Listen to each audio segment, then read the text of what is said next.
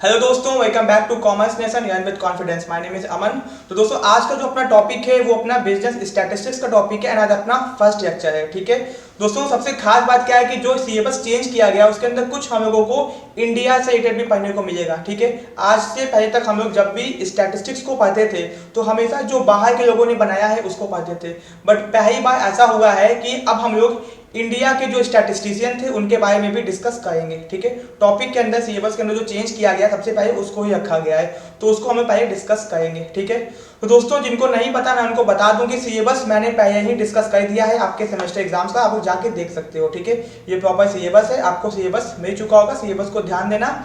And इसमें कुछ theory part है और कुछ प्रैक्टिकल पार्ट है। ठीक है, तो अब दोस्तों यहाँ पे अपना जो टॉपिक है वो देखिए क्या है, वो है स्टैटिस्टिक्स। ठीक है ना, अब अपने को पढ़ना है स्टैटिस्टिक्स। ठीक है, अब यहाँ पे ऐड क्या हुआ है नया, इंडियन स्टैटिस्टिक्स। अब इसमें क्या है कि हमको क्या पढ़ना है, इसमें सबसे दिक्कत की बात ये है कि देखो इंडियन स्टैटिस्टिक्स में कुछ खास बताया नहीं गया है, बस कुछ योग है उनके बारे में डिस्कस किया गया है, तो उसको देखेंगे। बाद में वही अपना जो ट्रेडिशनल चलता आया था, स्टैटिस्टिक्स होता क्या है, उसकी मीनिंग क्या होती है, इंपॉर्टेंस, ऑब्जेक्टिव, वो सब डिस्कस करेंगे। ठीक है, तो दोस्तों सबसे पहले टॉपिक को स्टार्ट करने से पहले हम लोग देखेंगे कि ये स्टैटिस्टिक्स होता क्या है। ठीक है, अगर हमको सब्जेक्ट के बारे में पता ही नहीं होगा कि ये होता क्या है स्टैटिस्टिक्स, तो पढ़ेंगे क्या। ठीक है, तो दोस्तों अब मैं आपको सिंपल लैंग्वेज में समझाऊंगा कि ये स्टैटिस्टिक्स होता क्या है। जब आपका मीनिंग आएगा, ये देखो जब आपका यहाँ पे सेकंड स्टार्ट होगा मीनिंग स्कोप, तब आपको और डिटेल में बताएंगे। अभी आपको एक हिंट के ये समझना पड़ेगा कि ये स्टैटिस्टिक्स होता क्या है। सुनो, तो दोस्तों अब जब कोई भी इंफॉर्मेशन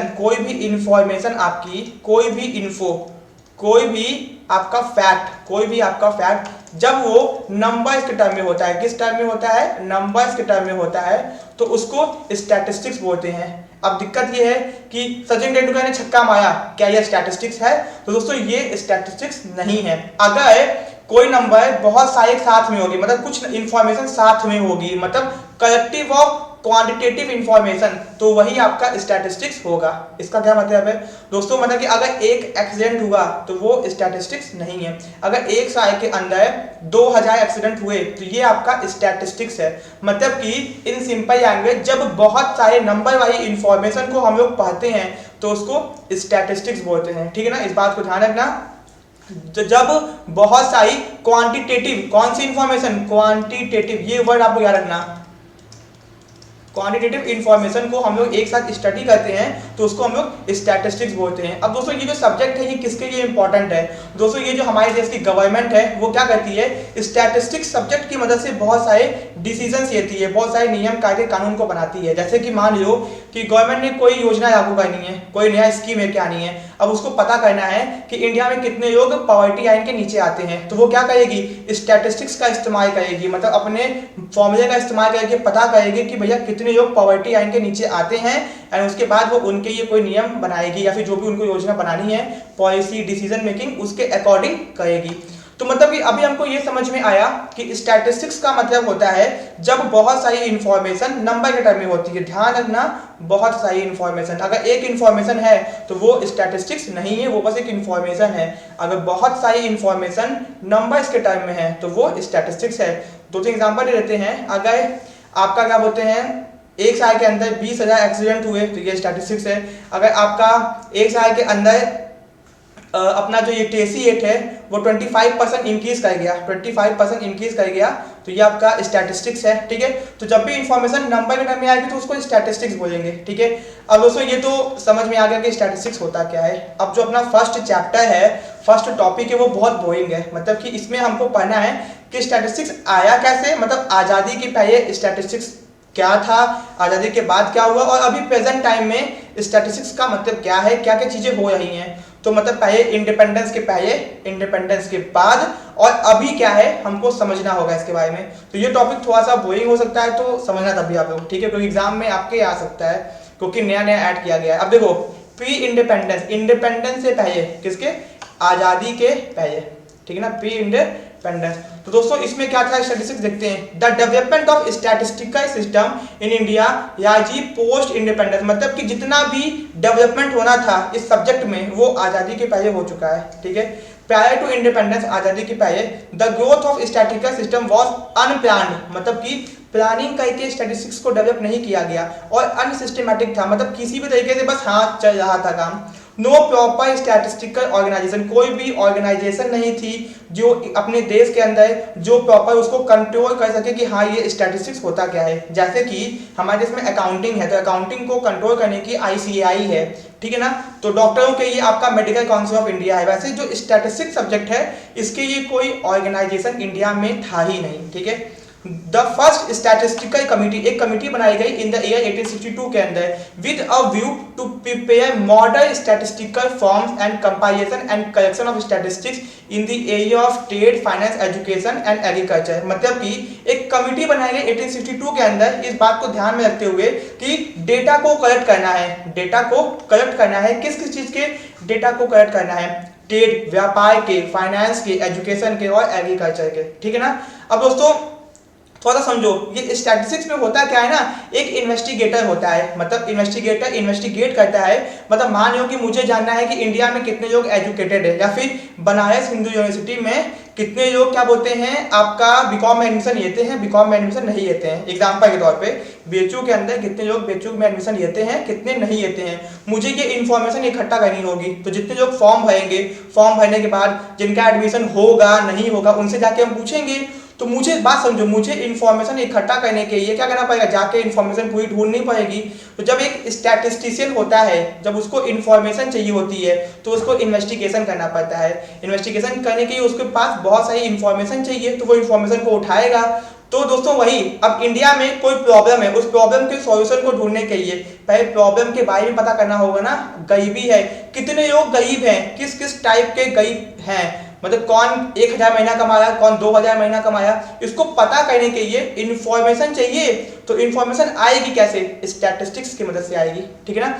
तो आपको मैंने बता दिया कि स्टैटिस्टिकल कमिटी जो कि 1862 के अंदर बनाई गई थी, किसी ये व्यापार, फाइनेंस, एजुकेशन, एग्रीकल्चर के डेटा को उठाने के लिए, ठीक है। विच येट टू पब्लिकेशन, एक किताब भी छापी गई, statistical abstract of British India, क्योंकि उस समय इंडिया आजाद नहीं था, तो 1868 के अंदर इसका नाम ये था, ठीक है।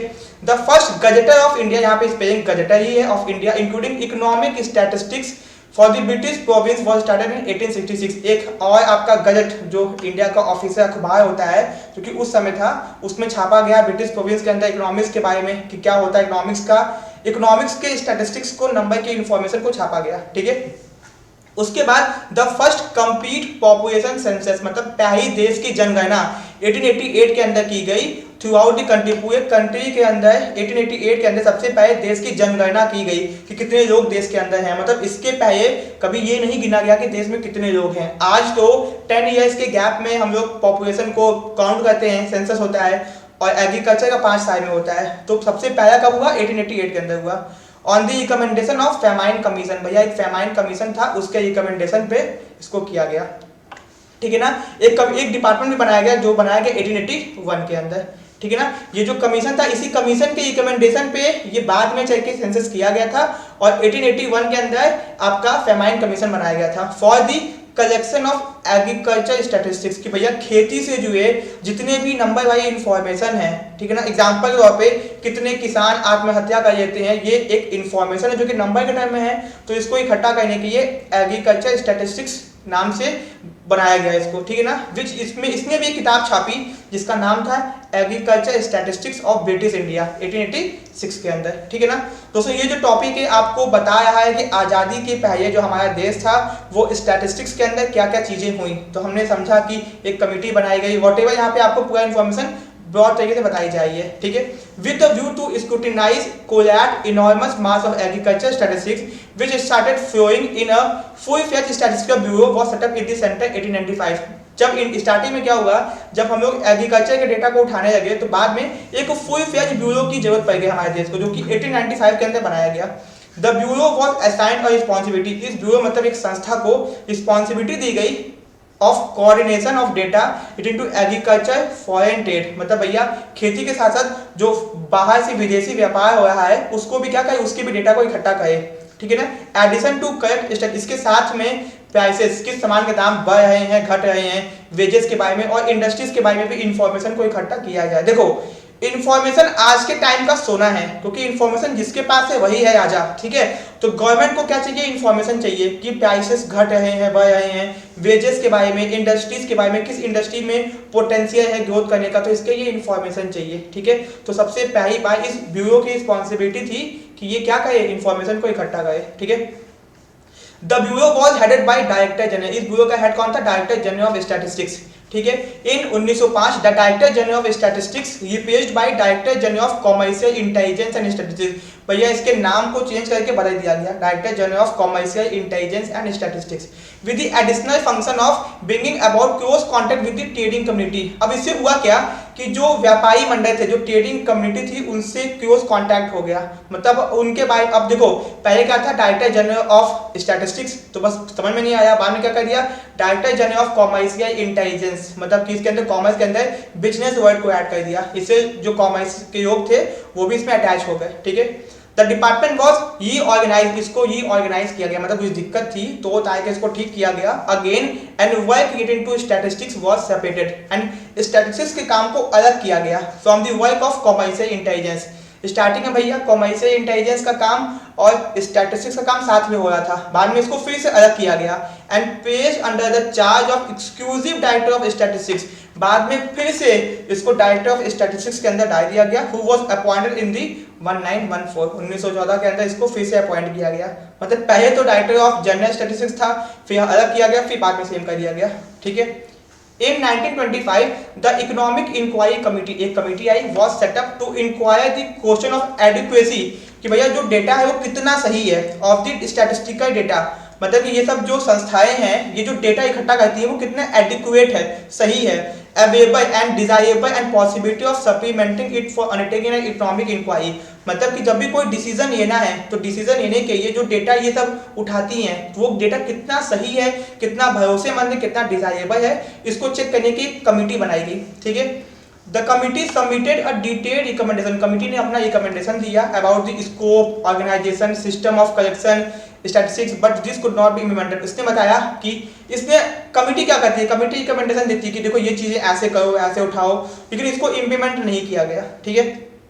The next important committee was Bowley Robertson committee, जो कि 1934 के अंदर सेटअप की गई थी, ठीक है ना, ये अपने को याद रखना है, with a view to explore the आपका possibility of economic census in India, कि हमारे देश के अंदर इकोनॉमिक सेंसस की जरूरत पड़ गई, हर चीज को जानने की जरूरत पड़ गई कि कितनी खेती हो रही है, किस स्टेट के अंदर कितना एग्रीकल्चर है, वहां पे राइस का प्रोडक्शन कितना हो रहा है, ठीक है, अब वीट्स का प्रोडक्शन कितना हो रहा है, कौन सा स्टेट ज्यादा प्रोड्यूस करता है, तो ये सब इंफॉर्मेशन है ना, एंड इन्फॉर्मेशन में ये घट रहा है कि बढ़ रहा है, कहाँ पे दिक्कत है, उसको ठीक करने के लिए इन्फॉर्मेशन चाहिए, तो इस कमेटी का बहुत बड़ा योगदान था। The committee was made a detailed suggestion regarding the census of production, कि जो प्रोडक्शन हो रहा है, सामान को प्रोड्यूस कर, इसके लिए बहुत सारे इसने रिकमेंडेशन दिया, ठीक है, कैसे नेशनल इनकम को कैलकुलेट किया जाए, स्टैटिस्टिक्स ऑफ प्रोडक्शन, जो सामान को प्रोड्यूस किया जा रहा है उसकी इंफॉर्मेशन कैसे इकट्ठा की जाए, प्राइसेस की, वेजेस की एंड प्रॉफिट की, ठीक है ना, मतलब इन सब की जो नंबर वाइज इंफॉर्मेशन होती है, एग्जांपल के तौर पे वर्करों को कितना वेजेस दिया जाए, ठीक है ना, किस स्टेट के अंदर कितना वेजेस दिया जाए एवरेज, ठीक है, प्रॉफिट कहाँ पे कितना हो रहा है, ये सब चीजें इसको इकट्ठा करने को बोला गया, ठीक है। The committee also recommended a setting up an economic intelligence organization, इसने क्या किया, सजेशन दिया कि इकोनॉमिक इंटेलिजेंस ऑर्गेनाइजेशन को सेटअप किया जाए, एंड इकोनॉमिक एडवाइजर, जो कि एडवाइजर होगा, and appointment of permanent and whole time economist and statistician, मतलब कि हमारे देश के अंदर पहली बार ये बात की गई कि भैया इकोनॉमिक इंटेलिजेंस ऑर्गेनाइजेशन को बनाया जाए, जो हमारी इकोनॉमी में डेटा को देख के अपना रिकमेंडेशन दे, बताएं कि ये चीजें होनी चाहिए, एडवाइस करें गवर्नमेंट को, ठीक है ना, और परमानेंट बेसिस पे, जो कि आज भी है, ठीक है। In 1939 central government set up an inter departmental committee, उन्होंने एक इंटर डिपार्टमेंटल कमिटी बनाई under the chairmanship of economic adviser के अंदर, ठीक है। The committee recommended the formation of, इस कमिटी के रिकमेंडेशन पे सेंट्रल स्टैटिस्टिकल ऑफिस को बनाया गया for the coordination institution of statistical cadre, ठीक है ना, मतलब इसी ने देखो यही एक जो कमिटी थी, इस कमिटी के कहने पे ही सेंट्रल स्टैटिस्टिकल ऑफिस को बनाया गया, ठीक है ना। Establishment of the statistical bureau, मतलब जितने भी स्टैटिस्टिकल ब्यूरो बनाए जाएंगे एक देश के अंदर, इनको ये कंट्रोल करेगा। मान लो यूपी के अंदर अपना खुद का स्टैटिस्टिक्स डिपार्टमेंट है, बिहार के अंदर खुद का है, तो इन सबको कंट्रोल भी तो करना है, वरना सब अपनी अपनी इंफॉर्मेशन निकालेंगे। अब मान लो कि सेंट्रल गवर्नमेंट को पूरे देश को चलाना है, तो देश को चलाने की क्या करेगा वो क्या करेगा, हर स्टेट के अंदर डिपार्टमेंट बनाएगा, जो बनाए गए हैं उनको कंट्रोल करने की, सारे बैंकों को कंट्रोल करने की आरबीआई होता है, वैसे ही इन स्टैटिस्टिकल ब्यूरो को कंट्रोल करने के लिए एक सेंट्रल स्टैटिस्टिकल ऑफिस बनाया गया, ठीक है ना, जो कि state headquarter and maintenance of important statistics and the entire country, मतलब पूरे दुनिया की जो इंफॉर्मेशन थी, दुनिया मतलब अपने कंट्री की जो इंफॉर्मेशन थी उसको सही से हम लोग इकट्ठा कर सकें और उसका यूज कर सकें, ठीक है। तो भैया ये तो समझ में अपने को आता है आज़ादी से पहले की बातें कि क्या क्या आज़ादी से पहले हुआ, समझ में आपको आ गया होगा, ठीक है। अब आफ्टर इंडिपेंडेंस, भैया आज़ादी के बाद अब क्या था यहाँ पे, चलो देखते हैं हम लोग। आज़ादी की जो बात था, after independence there was a been marked improvement in the statistical system in India, बहुत ज़्यादा इंप्रूवमेंट हुआ आज़ादी के बाद। इन 1949 प्रोफेसर पीसी महालनोबिस, भैया बहुत इंपॉर्टेंट नाम है, याद करिए, इनके बारे में पढ़ना अपने को, was nominated as a honorary statistical adviser, ये हमारे देश के स्टैटिस्टिकल एडवाइजर बने, जो कि सजेशन देते थे कि क्या करना चाहिए क्या नहीं करना चाहिए, ठीक है ना। To the cabinet in the same year central statistical unit, उसी साल सेंट्रल स्टैटिस्टिकल यूनिट को सेटअप किया गया, ठीक है ना, which develop into central statistical organisation, जो कि आज हमारे देश की बहुत बड़ी संस्था है, ठीक है ना, 1951 के अंदर जो बनाया गया। इन 1950 नेशनल सैंपल सर्वे और मल्टीपर्पज 1950 के कहने पे 1950 में नेशनल सैंपल सर्वे ऑर्गेनाइजेशन को बनाया गया, जो कि एक मल्टीपर्पज फैक्ट फाइंडिंग बॉडी है। कोई इन्फॉर्मेशन को अगर ढूंढना होता है ना तो नेशनल सैंपल सर्वे ऑर्गेनाइजेशन ढूंढता है, ठीक है ना, विच वाज क्रिएटेड वाज रीऑर्गेनाइज्ड इन दी 1970, जिसका नाम क्या कर दिया गया, नेशनल सैंपल सर्वे ऑर्गेनाइजेशन, पहले एनएसएस था, बाद में क्या हो गया 1970 में इसका नाम चेंज करके नेशनल सैंपल सर्वे ऑर्गेनाइजेशन कर दिया गया, ठीक है। In 1951 Indian statistical institute was declared as an institution of national importance, भैया जो आपका इंडियन स्टैटिस्टिकल इंस्टीट्यूट था ना उसको पूरे देश में मान्यता मिल गई, नेशनल इंपॉर्टेंस, हमारे देश के लिए बहुत ज़्यादा इंपॉर्टेंट संस्था है ये, क्योंकि एक देश को डेवलप करने के लिए इंफॉर्मेशन चाहिए, और ये जो संस्था थी ये बहुत ही रिमार्केबल काम कर रही थी, इंफॉर्मेशन को इकट्ठा करके और सही से प्रोसेस करके गवर्नमेंट को पहुंचाने तक, ठीक है। In 1966, a computer center attached to Department of Statistics, भैया इतनी सारी इंफॉर्मेशन को इकट्ठा करने की क्या चाहिए, कंप्यूटर चाहिए, तो कंप्यूटर सेंटर को अटैच किया गया डिपार्टमेंट ऑफ स्टैटिस्टिक्स के अंदर for electronic processing of data, जिससे डेटा को इलेक्ट्रॉनिक तरीके से प्रोसेस किया जा सके। अब मान लो बहुत सारी इंफॉर्मेशन है मेरे पास, अब मान लो इंफॉर्मेशन को अगर अच्छे से प्रोसेस नहीं करेंगे, मतलब मान लो मेरे पास 100 स्कूल का डेटा है, 100 स्कूल के बच्चे कितना मार्क्स पाए अकाउंट्स के अंदर, तो उससे कोई फायदा नहीं है ना। अब उसका हम चार्ट बना के देखेंगे तो हमको आसानी से समझ में आ जाएगा, ठीक है ना, चार्ट बना के देखेंगे या फिर हमने क्या किया टेबल बनाया, डायग्राम बनाया परसेंटेज के फॉर्म में, तब वो मेरे काम आएगा, ऐसे वो मेरे काम नहीं आएगा, ठीक है ना। After independence almost all the ministry, जितनी भी मिनिस्ट्री थी हमारे देश के अंदर, separate department of statistics was setup, her ministry ने अपने अंदर एक स्टैटिस्टिक्स का डिपार्टमेंट बनाया। सोचो कितना इंपॉर्टेंस है स्टैटिस्टिक्स का, मतलब गवर्नमेंट तो भरपूर इसका यूज करती है, ठीक है ना। तो इंडिपेंडेंस के बाद में जितनी भी मिनिस्ट्री है हमारे देश के अंदर, फाइनेंस मिनिस्ट्री हो, चाहे रेलवे मिनिस्ट्री हो, चाहे एजुकेशन मिनिस्ट्री हो, सबके अंदर एक स्टैटिस्टिक्स का डिपार्टमेंट बनाया गया, ठीक है। Statistical organisation in the state are more recent origin, बहुत अभी नया नया बनाया गया है। Prior to independence state government, independence के पहले state government used to collect statistics for the centre on agriculture education, मतलब आज़ादी से पहले केवल खेती से एजुकेशन से रिलेटेड चीज़ों को उठाया जाता था, इंफॉर्मेशन को, कॉल्ड स्टैंडर्ड इंपीरियल टेबल बोलते थे इसको, मतलब वो भी सेंट्रल गवर्नमेंट के कहने पे, अपने से नहीं। टिल 1947 ओनली 3 स्टेट, केवल 3 स्टेट थे, UP, West Bengal and then Bombay, statistical bureau set up, statistical bureau को सेटअप किया गया, ठीक है ना, to coordinate the activity of statistical agency, जिससे कि हमारे देश की जो स्टैटिस्टिकल एजेंसी है उनको कोऑर्डिनेट किया जा सके during the second 5 year plan, second 5 year plan के अंदर इसके ऊपर बहुत सारा काम हुआ, ठीक है। इन 1956 से 61 तक एक इंटीग्रेटेड मतलब मिल के अप्रोच किया गया was adopted for the development of statistical system, मतलब कि 1956 से 61 के बीच में सब लोगों ने मिल के कोशिश की जिससे कि हमारे देश का जो स्टैटिस्टिकल सिस्टम है उसको डेवलप किया जा सके पूरे कंट्री के अंदर। And on the basis of this state directorates of economics and statistical district statistical office, बहुत सारे ऑफिस को बनाया गया almost in the all state, सारे स्टेट्स के अंदर और यूनियन टेरिटरीज के अंदर भी, ठीक है ना।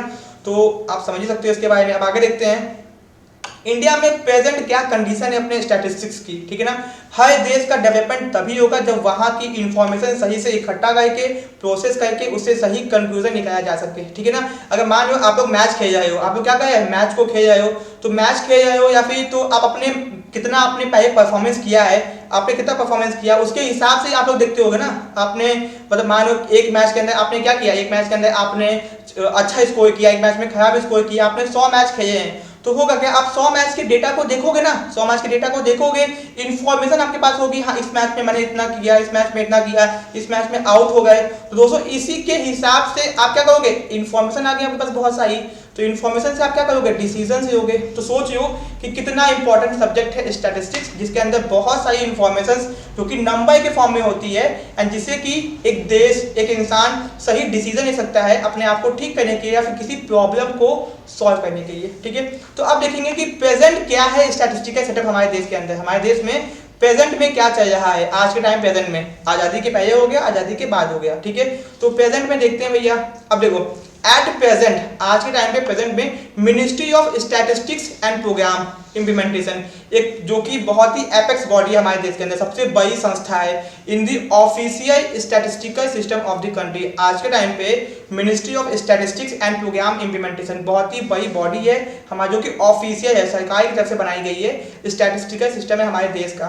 The ministry is the cadre controlling authority of the Indian statistical services.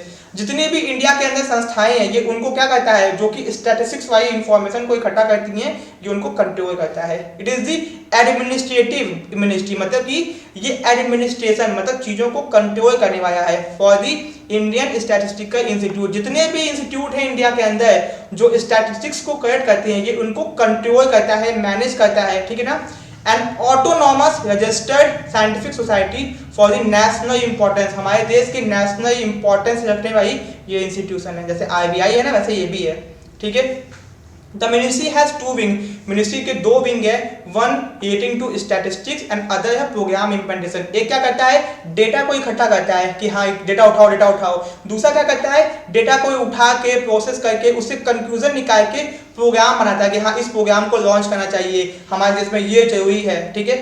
The statistics wings are redesign as a national statistical organisation, इसको रीडिजाइन किया गया और नेशनल स्टैटिस्टिकल ऑर्गेनाइजेशन इसको नाम दिया गया, ठीक है। एंड जिसके अंदर सेंट्रल स्टैटिस्टिकल ऑफिस है, CSO, computer centre and national sample survey organisation, ये तीनों इसी के अंदर आते हैं, तीनों इसी के अंतर्गत आते हैं। The programme implementation wing has 3 division, इनके अंदर 3 डिवीजन हैं, जैसे 20 point programme, infrastructure monitoring, project monitoring, members of parliament, local area development scheme, ये 3 प्रोग्राम इसके अंदर बताए गए हैं। ये कोई काम का नहीं है, ये मैं आपको बता इसे रहा हूं ना जिससे आपको इन्फॉर्मेशन पूरी हो, ठीक है। बाई चांस पूछ दिया एग्जाम में कि write an essay on the pre and the post independence on the statistical condition of a country, हमारे देश की स्टैटिस्टिकल कंडीशन के ऊपर डिस्कस कीजिए कि आज़ादी के पहले, आज़ादी के बाद या फिर प्रेजेंट में क्या चल रहा है, तो भैया बताना पड़ेगा, ठीक है।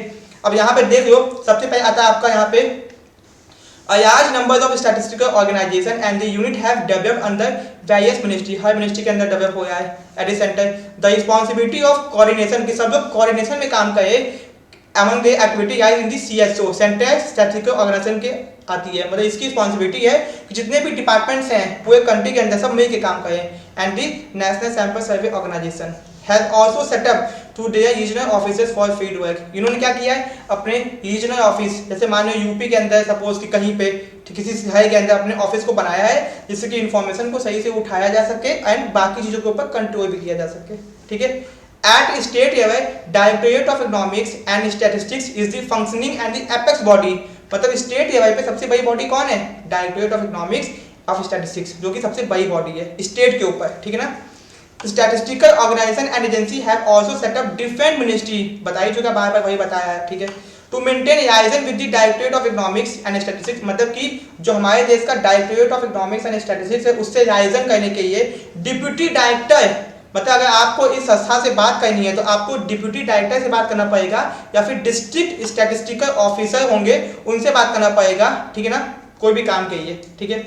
Under the present statistical system, आज का जो प्रेजेंट स्टैटिस्टिकल सिस्टम है in the country, different statistical unit functioning at a central level, central पे काम कर रहे हैं, can be divided into following category on the basis of nature of activity, मतलब कैसे कैसे इनको डिवाइड किया गया ये भी देख लेते हैं। पहला है collection of data by the product of administration. ये क्या है? There are large numbers of department of government के बहुत सारे डिपार्टमेंट है विच कलेक्ट डेटा, जो डेटा को उठाया है by discharging their administrative responsibility, मतलब ये अपना काम करते हैं और काम करते करते बहुत सारी इंफॉर्मेशन को इकट्ठा कर लेते हैं। जैसे मैं आपको बताता हूँ, हमारे देश का जल निगम, नगर निगम, पुलिस स्टेशन, डिफेंस, ये सब काम तो करते हैं अपना, साथ में इंफॉर्मेशन को भी उठा लेते हैं, ठीक है। जैसे tax department, post office department, telegraph department, अपना जो भारत संचार निगम लिमिटेड था वो भी ये काम तो करता है, अपनी जो काम करेगा वो काम करेगा और काम करते करते इंफॉर्मेशन को भी इकट्ठा करिएगा। जैसे board of direct statistical system in India, indirect taxes, Indian railway, post, telegraph department, ये सब अपना काम करते करते डेटा को भी उठा लेते हैं और सरकार को दे देते हैं।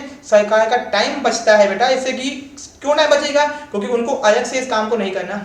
Organisation specially setup for the collection of data, कुछ संस्थाएं जानबूझकर बनाई गई हैं कि डेटा उठाना है, ठीक है। कुछ तो भैया जो डिपार्टमेंट्स थे उनसे आ गए।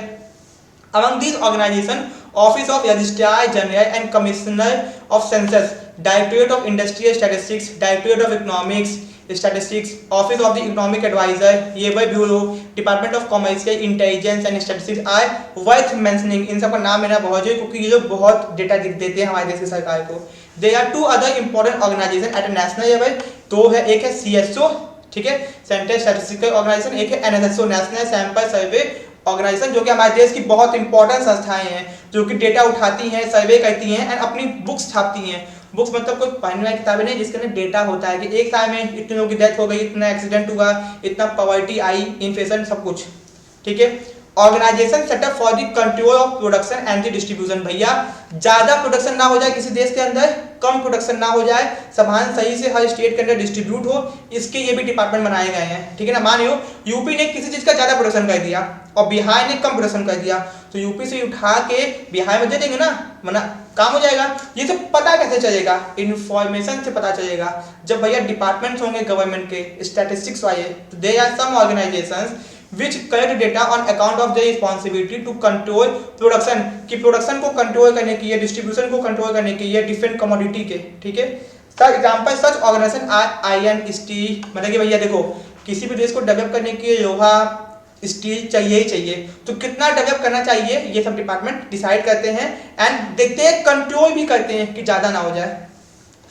रिसर्च ऑर्गेनाइजेशन, भैया हमारे देश में रिसर्च, जो देश जितना रिसर्च करेगा उतना आगे जाएगा, तो they are several government organisation which are involve in the research work, जो कि रिसर्च करते हैं डिफरेंट फील्ड्स में, अलग अलग क्षेत्रों के अंदर। In the context of research development, reserve bank of India and statistical division of Indian council agriculture research are worth mentioning. इन सबका नाम बताया है कि ये सब लोग क्या करते हैं, रिसर्च करते हैं। IBI भी रिसर्च करता है भैया, ठीक है ना।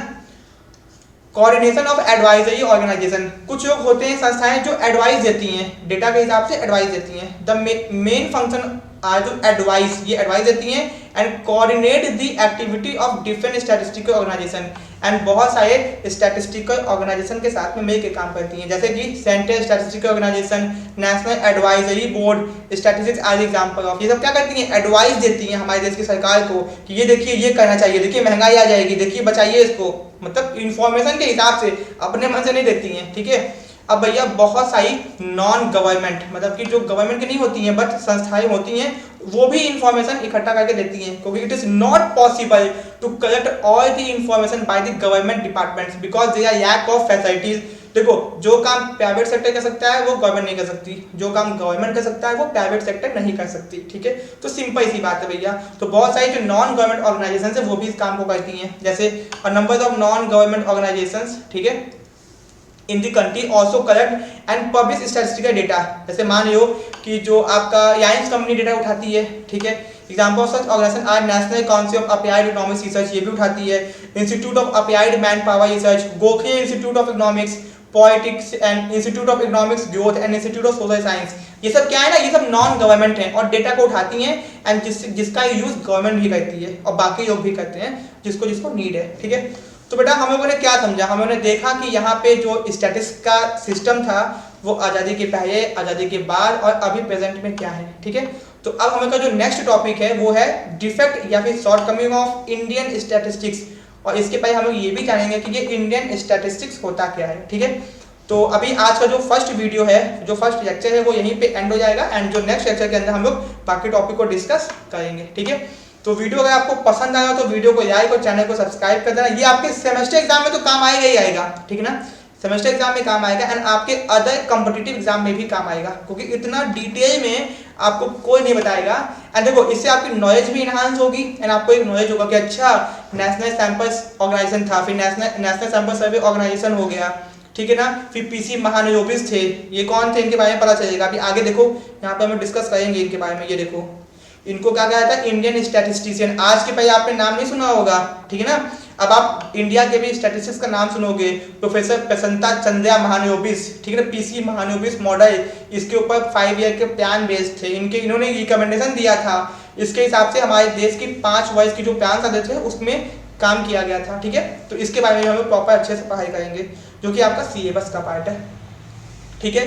तो दोस्तों, हम लोगों ने बहुत ही अच्छे तरीके से सिलेबस को देखा एंड यहाँ पर देखो अपना थोड़ा सा बैकग्राउंड क्लियर हो गया। अब टॉपिक स्टार्ट होगा इंडियन स्टैटिस्टिक्स, कि क्या होता है Indian statistics, father of Indian, इनके बारे में समझेंगे।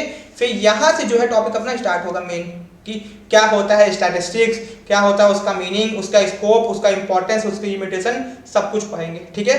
तो वीडियो को लाइक कर देना, चैनल को सब्सक्राइब कर देना एंड अभी तक आपके फ्रेंड्स को नहीं पता तो उनको बता देना, ठीक है। Thank you so much.